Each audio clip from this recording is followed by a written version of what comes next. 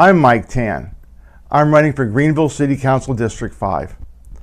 I'm the father to two beautiful and exceedingly smart young ladies, a husband to a brilliant wife, a veteran, a retired law enforcement officer, and hopefully your next city councilman for District 5. A little bit about my personal history. At 19 years old, I joined the United States Army, spent 4 years on active duty and 4 years in the reserve. I am a disabled veteran. When I got out of the Army, I joined the California Department of Corrections as a correctional officer.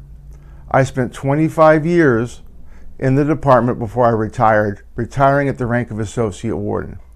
I've managed large budgets and dealt with convicted felons at a much personal level. Once I retired, I swore that I was going to do more public service and thus became parent club president for my youngest child's elementary school, which I did for 3 years. And then I became parent council president for the entire district for 2 years. During that point in time, I went back to work inside the prison system and was responsible for cognitive behavioral therapy programs for, let's just say, the inmates that can't get along with other inmates. Once I was done with that, I fully retired in May of last year. While I'm not a native to Greenville, North Carolina, I'm the next best thing. I could have moved anywhere, and I chose Greenville. The Greenville community is awesome.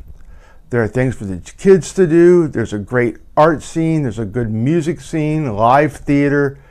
You name it, it feeds myself and my family. We are very happy here. That being said, there are things coming down the pike at us that require innovative and intelligent leadership. And that's what I am here to offer you. Whether you agree with the big beautiful bill or not, there will be an impact on our community. And the city council needs to be able to reach out to other groups that they may not have reached out to before. Now, while the county commissioners are responsible for public health, the city council should be able to assist and coordinate with them. As anybody knows who's been to our local hospital, there is a greater need than we have the ability to serve timely. It's not the fault of the hospital or the hospital staff, it's just a lack of resources. The city council needs to partner with the county commission in order to help fill that gap. As people are removed from Medicare and Medicaid, they will have no place else to go but the emergency room. The emergency room cannot turn anybody away. We need to figure out a plan that works for our citizens, our healthcare services in the area, so that our people do not get harmed. Another thing you may have noticed recently in the news is a perceived uptake in violent crime in the area. One thing I did post-retirement was join up with a young lady named Faith Grace, and we helped work with the Bakersfield Police Department and formed the Bakersfield Police Commission. We were an advisory board that helped Bakersfield PD build communications with areas of the city that did not have a positive view of the PD. Our police officers here in Greenville work long and hard hours. I've been there. I know that shift work is hard on the family. I know that living the life is a difficult choice and it's a difficult profession to go with. We need to do things to build bridges between the police department and our underrepresented communities here in Greenville, North Carolina.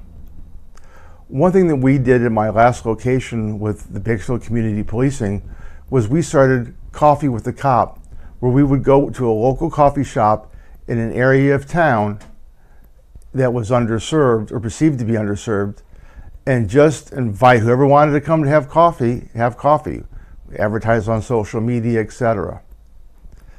Now, all this being said, the police officers here in Greenville, North Carolina, in my point of view, are doing a great job with a limited number of resources. We obviously need more police officers. We obviously need a better chaplaincy program. The one we have is a good start, but it needs to be increased and fleshed out. Programs that I've been involved with for police protection include the Employee Post-Trauma Program, where we trained other officers to work as peer counselors with somebody who's been through a critical incident. It was very successful. And so I would bring creative ideas like this to our community, work with the other agencies to help shore up our healthcare with the impending impact that we see coming, and hopefully lead Greenville into the next 4 years. That being said, just to remind everybody that I'm Mike Tann. I'm running for City Council District 5. In-person early voting starts on October 16th, and Election Day is November 4th. Please remember, come out and vote, and if you're in District 5, vote for Mike Tann for 5.